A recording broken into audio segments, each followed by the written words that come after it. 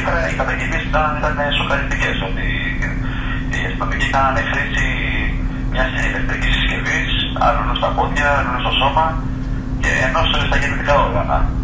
Επίσης ένας από αυτούς, πέρα από το ότι έβριζε ρατσιστικά το Ισλάμ, τη θρησκεία τους, το Πακιστάν, άρχισε να λέει θέλω να μου κάνεις, θα σε αναγκάσω να μου κάνεις σωματικό έρωτα. Άλλη λέξη χρησιμοποιείται, είναι κατανοητή στον κόσμο. Η εικόνα είναι ότι έχουμε φτάσει σε κτηνώδεις και βάρβαρες ενέργειες. Και είναι προκλητικό, διότι ο ένας από τους τρεις κρατούμενους, ο Νταούτ Αχμέντ, είναι ένας κρατούμενος για τον οποίο έχουμε κάνει επανειλημμένα καταγγελίες. Πριν από 5 μήνες τον είχε χτυπήσει αστυνομικός στο μάτι μέσα στην Ουκρανία. Πάλι και τότε δεν είχαμε καταγγείλει. Δεν υπήρξε καμία δραστηριότητα και καμία ενέργεια από την αστυνομία σε όλα τα επίπεδα. Πριν 10 μέρες η Ομοσπονδία ενός νοσοκομιακών κέντρων Ελλάδος επισκέφτηκε την Αμυγδαλέζα, τον είδε και ζήτησε να προχωρήσει δημόσιο νοσοκομείο έξω από το στρατόπεδο. Το αποδεχτήκανε και τη μέρα που θα πήγαινε στο νοσοκομείο άρχισε η επέλαση του. Το πήγαινε στο αεροδρόμιο, να πήγαινε στο νοσοκομείο. Μισό λεπτό εδώ, να σταθούμε λίγο εδώ πέρα. Μας λέτε κάτι συγκλονιστικό. Μιλάμε για μια επανειλημμένη δηλαδή αντιμετώπιση σε ένα συγκεκριμένο μετανάστη, ένα συγκεκριμένο άτομο. Ναι. Αυτό που οφείλεται, πιστεύετε? Για να είμαστε. Ναι, αυτό που οφείλεται, πιστεύετε? Και γι' αυτό για μας υπάρχουν ευθύνες συνολικότερα. Τα πρωτόκολλα συγκέντρωσης είναι πολλαστήρια. Το ξέρουμε, το καταγγείλαν και με τη μαζική επικίνδυνες που κάνανε οι κρατούμενοι. Το ότι όμως φτάνουν άνθρωποι να τους μεταχειρίζονται αστυνομικοί με βασανισμούς, αυτό πάει πολύ. Όχι, η απορία είναι τώρα ότι μιλάμε για ένα συγκεκριμένο άτομο που έχει δεχτεί αλλεπάλληλες επιθέσεις, έτσι. Υπάρχει κάποια επίμονη συμπεριφορά του στο να αρνεί την αναγκαστική απέλαση γι' αυτό ενδεχομένως? Υπάρχει κάποιος λόγος που γίνεται αυτό? Κοιτάξτε, τις αναγκαστικές απελάσεις τις αρνούνται πολλοί μετανάστες. Τα 3 περιστατικά τα οποία αναφέρουμε στην καταγγελία μας είναι μόνο η κορυφή του παγόβουνου. Γνωρίζουμε ότι το τελευταίο δεκαήμερο και άλλοι μετανάστες έχουν υποστεί από μεταχείριση στο ελληνικό ή στην Αμυγδαλέζα, διότι αρνήθηκαν την αναγκαστική απέλαση. Για την αναγκαστική απέλαση υπάρχει μια προϋπόθεση τελευταία. Όταν μπαίνεις στο αεροπλάνο,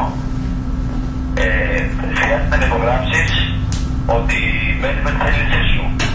Και αυτό το ζητάνε οι ίδιες εταιρείες που διαχειρίζονται τις πτήσεις. Στην άρνηση λοιπόν του μετανάστη να πει επειδή δεν τη θέλει, αυτό το οποίο επακολουθεί είναι ότι το παίρνουν, δεν το χτυπάνε μπροστά σε όλο τον κόσμο βέβαια, και το πάνε σε ένα δωματιάκι κάπου στο ελληνικό. Επειδή έχει γίνει στα πλαίσια της υπηρεσίας για να τον τρομοκρατήσουμε και να τον στείλουμε πακέτο, πρέπει να τον τρομάξουμε τόσο πολύ, να φοβηθεί ότι θα χάσει τη ζωή του, να πει σε αεροπλάνο και να φύγει. Βάζουμε λοιπόν το ερωτηματικό, πόσοι άλλοι άραγε έχουν υποστεί αυτή τη διαδικασία. Ξέρουμε ότι γίνεται συστηματική προσπάθεια και από συνεργάτες της αστυνομίας μετανάστες. Έχουμε καταγγείλει ότι στον Διεθνή Οργανισμό Μετανάστευσης απασχολείται μια κυρία πακιστανικής καταγωγής, μπορούμε να δώσουμε και όνομα μαζί και family, η οποία κάνει συστηματικά αυτή τη δουλειά. Πάει δηλαδή ξανά μετανάστες και τους λέει ότι αν δεν φύγετε θα πάθετε αυτό και το άλλο. Άρα γίνεται μια δουλειά τρομοκράτηση στο τελευταίο διάστημα, ώστε διάφοροι να θεθούν να υπογράψουν ότι φεύγουν και ο τελώς. Να σταθούμε λίγο εδώ. Να κάνω μια ερώτηση. Σε περίπτωση που δεν υπογράψουν την αναγκαστική απέλαση, νομικά, πρακτικά μου είπατε τι γίνεται, τους χτυπάνε και τους απειλούν. Νομικά ποια είναι η διαδικασία που ακολουθείτε? Ποια πρέπει να ακολουθείτε η διαδικασία? Δεν γνωρίζω ποια είναι η διαδικασία από την μεριά του κράτους και της οργανωμένης πολιτείας. Εδώ έχουμε φτάσει σε σημεία που η οργανωμένη πολιτεία βασανίζει, χρησιμοποιεί συσκευές ρεύματος. Από τη δικιά μας τη μεριά του τι θα κάνουμε νομικά, νομίζω ότι θα προχωρήσουμε στα νομικά μέτρα. Και εμείς θα γίνει από τους ίδιους κρατούμενους, αν δεν τους απελάσουν, διότι και μόνο που το λέμε μπορεί μέσα σε μια ώρα να τους απελάσουν, να προχωρήσουμε αυτές τις διαδικασίες, τα έχουμε ξαναδεί αυτά. Εμείς παρόλα αυτά διεκδικούμε το ότι δεν πρέπει να απελαθούν, διεκδικούμε ότι πρέπει να λογοδοτήσουν οι αστυνομικοί που συμμετείχαν σε αυτούς τους βασανισμούς και επίσης πρέπει να λογοδοτήσει η ίδια η πολιτική και η αστυνομική ηγεσία. Όχι. υπεύθυνοι και στην ένοχη για αυτές τις πρακτικές. Κύριε Κωστή, να σας ρωτήσω κάτι. Εννοώ ότι ο πολλής κόσμος δεν γνωρίζει το νομικό πλαίσιο ή τις διεθνείς συμβάσεις. Σε περίπτωση, λέω, τι προβλέπουν οι διεθνείς συμβάσεις. Σε περίπτωση που ένας μετανάστης δεν υπογράψει την αναγκαστική του απέλαση. Νομικά, ποια είναι η διαδικασία που θα ακολουθεί μετά? Ποιο είναι το καθεστώς που τον καλύπτει, δηλαδή? Έχουν τη δυνατότητα να κάνουν αναγκαστική απέλαση με αεροπλάνο τσάρτερ που το έχει αναπλώσει η ελληνική αστυνομία, όπου συνοδεύεται ο κρατούμενος στο Πακιστάν. Η αναγκαστική απέλαση είναι αυτό. Τώρα προσπαθούν να τις κάνουν λίγο πιο φθηνά, από ό,τι φαίνεται, λίγο πιο οικονομικό πακέτο απέλασης.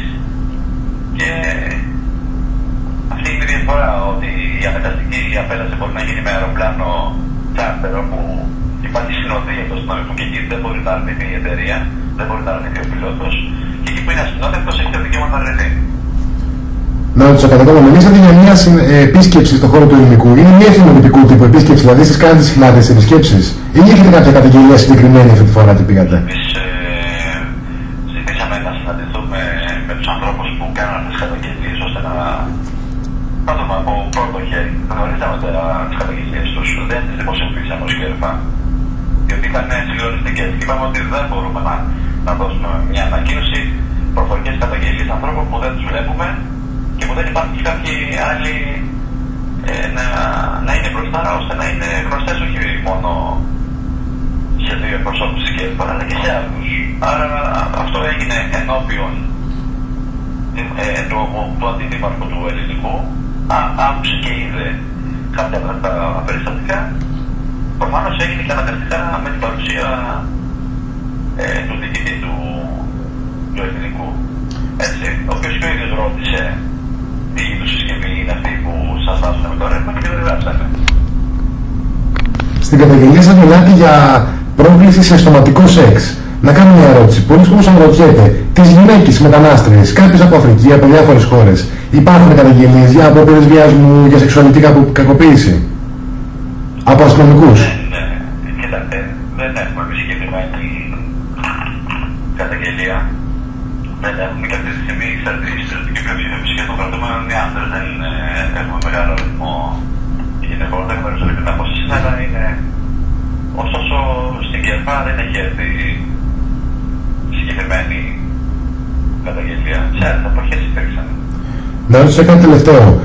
Επειδή μιλάμε τώρα για ρατσιστικές συμπεριφορές που παραπέμπουν προφανώς σε Χρυσή Αυγή, έτσι ο κόσμος να τις ακούει σου λέει Χρυσαυγίτες. Από τους αστυνομικούς αυτούς είχαμε δηλαδή οι μαρτυρίες των ατόμων που δέχτηκαν την επίθεση, έτσι. Μιλάνε για συνθήματα Χρυσής Αυγής, για φρασιολογία Χρυσής Αυγής εκ μέρους των αστυνομικών. Το μόνο που ξέρουμε εμείς πολύ συγκεκριμένα μέσα στην Αμυγδαλέζα είναι ότι υπάρχει σε απογευματινή βάρδια αστυνομικός ο οποίος λέει ότι είμαι Χρυσή Αυγή, θα κάνω ό,τι θέλω.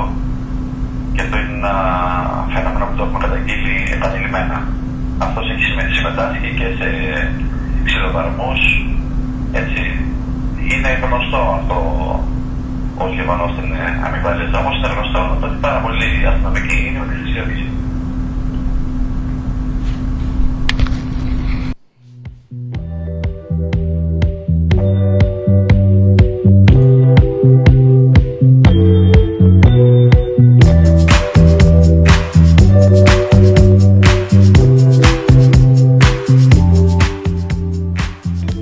Αυτά λοιπόν τον κύριο Κωνσταντίνου, ακριβώς φαίνια.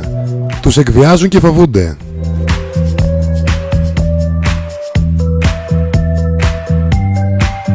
Και δεν ξέρω αν ακούσατε το ανατριχιαστικό, γιατί σήμερα ασχολούμαστε με τη Χρυσή Αυγή σε άλλο επίπεδο, στο αν θα μας χαλάσει τη μόστρα της δεξιάς που θέλουμε να πλασάρουμε. Θυμηθήκαμε τη Βαϊμάρη, αλλά λέει ότι υπάρχει αστυνομικός, δημόσιος κρατικός λειτουργός, έτσι, σώμα ασφαλείας, πληρώνεται από εμάς, που πηγαίνει κάθε απόγευμα τσάρκα, κάνει έφοδο και λέει εγώ με Χρυσή Αυγή, σκάστε και ακούστε, κάνει τσαμπουκά ο μάγκας.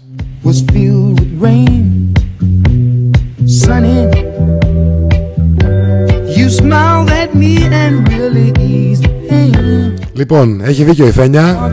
Λίγο μουσικούλα να χαλαρώσουμε. Και ένα κομμάτι όχι τυχαία επιλογή για αυτούς τους ανθρώπους που περνάνε δύσκολα. Μπορεί να είναι παράνομοι, μπορεί να μην σας αρέσει να τους βλέπετε, μπορεί ώρες να σας ενοχλούνε, μπορεί όντως να σας έχουν κλέψει μια φορά. Κάποιοι από αυτούς, μην γενικεύουμε, μην τους βαλιάζουμε, αλλά είναι άνθρωποι. Και αυτοί οι δυστυχισμένες ψυχές είναι που φύγαν από τη χώρα τους και ήρθαν εδώ να δουν ένα καλύτερο αύριο. Και τι βρήκανε? Τα μαύρα κοράκια που λέει ο Καρέστος του Λασκαράτο και το Βύρωνα, τον Κασιδιάρη, το Βιβλιοπόλη και τον Τζουκουροφόρο της ΕΠΕΝ. Τι να κάνουν κι αυτοί? Λίγο σύκτος και λίγη ανθρωπιά για τους ανθρώπους. Λίγο σεβασμός. Το επόμενο τραγούδι αφιερωμένο σε όλους μας. Να χαλαρώσουμε λίγο που λέει και η Φένια.